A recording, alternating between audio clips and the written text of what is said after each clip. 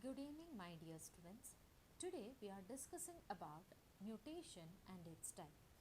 So we have already discussed about spontaneous mutation and induced mutation, and also we have discussed the spontaneous mutation and its replication errors which takes place during spontaneous mutation. In that, two important replication errors which have been left, that is first one, that is depurination. Depurination is a spontaneous mutation that occurs when a nucleotide loses a purine base. So during replication, two strands of DNA they get separated. If a nucleotide of one strand has lost a purine base, the apurinic site on this strand cannot provide a template for a complementary base on a newly synthesized strand. So here you can see in the picture, clearly see that as A it is depurinated.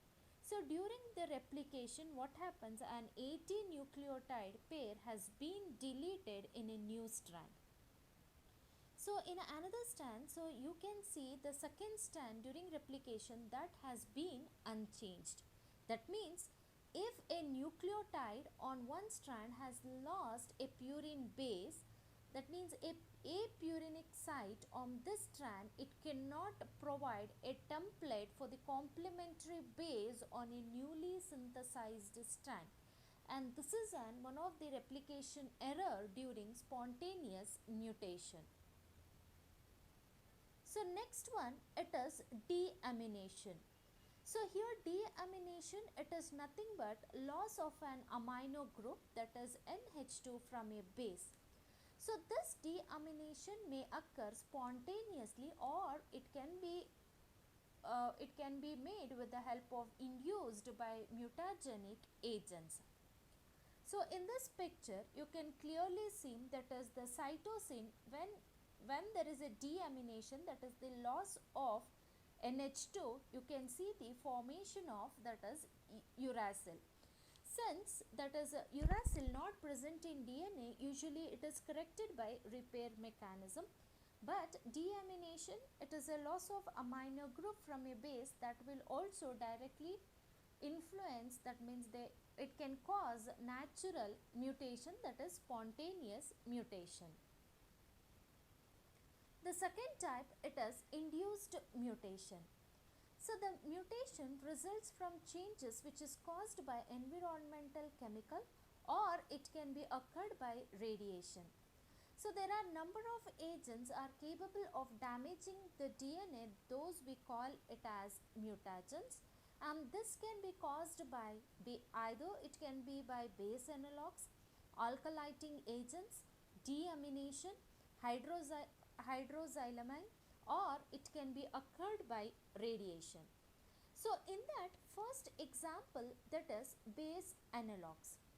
So these base analogues are chemicals similar to the normal bases found in DNA molecules, but these causes mutation when it is incorporated into a DNA, either by incorporating in the wrong place or by mispairing with the incorrect base.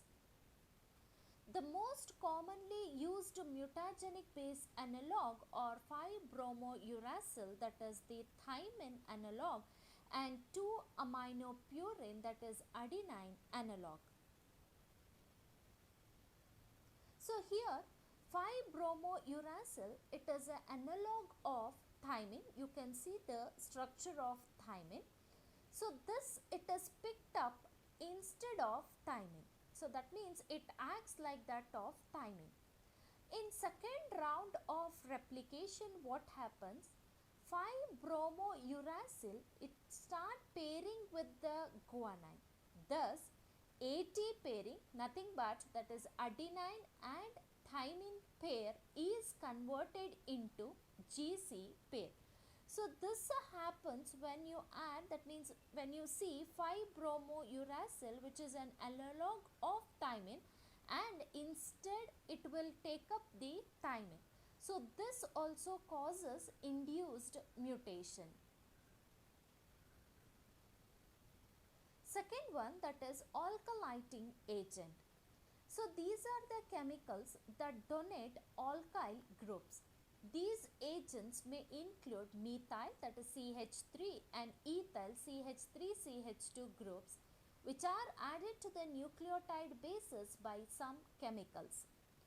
So for this example, that is ethyl methane sulfonate, or you can call it as EMS, when it is added to the ethyl group to guanine, producing, that is 6-ethyl guanine, which pairs with that of thymine.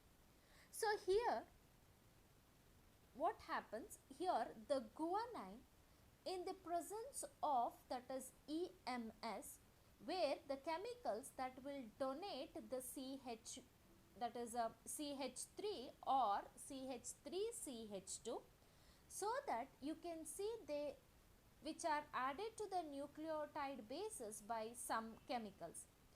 So that EMS, when it is added to the guanine that will be produced, that is 6-ethyl guanine, they start pairing with that of the thymine. So here you can see that is the transitional mutation. That means the purine, it was replaced by purines, and the pyrimidine, it is replaced by the pyrimidine, and that we call it as the transitional mutation. That means GC that get converted into AT pairing with the help of alkylating agents. Next one, that is deamination. So in addition to spontaneous occurrence, deamination can be induced by some chemicals, that is nitrous acid, that is HNO2. It is a mutagen which causes transitional mutation. That means the purines, it is replaced by purines, and pyrimidines, it is replaced by pyrimidines. The amino group of DNA base, it is replaced by the hydroxyl group. When adenine, for example, here in this picture you can clearly see, when adenine it is deaminated, it becomes hypoxanthine. So the pairing behavior of hypoxanthine, it is like that of guanine. Therefore, the hypoxanthine pairs with the cytosine rather than of the thymine. So thus AT pairing, it is replaced by GC pairing. So adenine in the presence of HNO2. So here it is where the amino group of DNA base is replaced by the hydroxyl group. There when adenine it is deaminated, you can see the hypoxanthine. So this hypoxanthine, the pairing behavior, it is like that of guanine. So therefore the hypoxanthine that will pairs with that of the cytosine. So thus here adenine has to pairs with that of the thymine, but it has been replaced by the guanine cytosine pairing. This we call it as the deamination. So next it is the hydroxylating agents. So example, that is hydroxylamine or NH2OH, are those that gives up hydroxyl, that is the group OH, to the nitrogen base. So here also in this picture, when the cytosine adds on hydroxyl group, it becomes hydroxylamine cytosine. So now it chooses, that is the adenine, instead of regular guanine. So from regular, that is CG pair, it shifts to the AT pair or TA pairing. So here in this picture you can see the cytosine in the presence of mutagens, you can see that is the hydroxylamine aminocytosine, and the pairing behavior that is it pairs with that of adenine. So here regular pairing, it will be of CG pair that will be shifted into the AT pair. So these are some of the chemicals which causes the mutation, and we call it as the induced mutation. Not only chemical will cause the induced mutation, and some of the radiations also causes induced mutations. So these radiation are physical mutagens that induce mutation. This radiation differ in their wavelength and energy level. The shorter the wavelength, the greater is the energy. The radiation are generally of two types based on their effects. They are ionizing radiation and non-ionizing radiation. So ionizing radiation are those that have high penetrating power and can induce mutation. For example, gamma rays and X-rays. These ionizing radiation can cause breaks in the backbone of the DNA. They even cause chromosomal mutation such as breaks, deletion and inversion, etc. And second one, it is about non-ionizing radiation.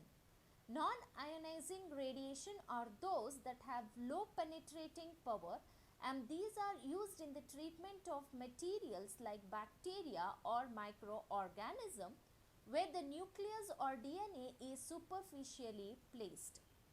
So the UV radiation or the non-ionizing radiation, these produce several effects in the DNA like formation of bonds between two adjacent thymine bases. These two thymine bases form dimer and causes distortion of the double helix. So these radiation can cause a lot of harm. On exposure to radiation, the skin is affected, the muscles, bones and nerves, they are definitely affected. So this is all about induced mutation with the help which happens to be takes place by the chemicals as well as by the radiation. Thank you.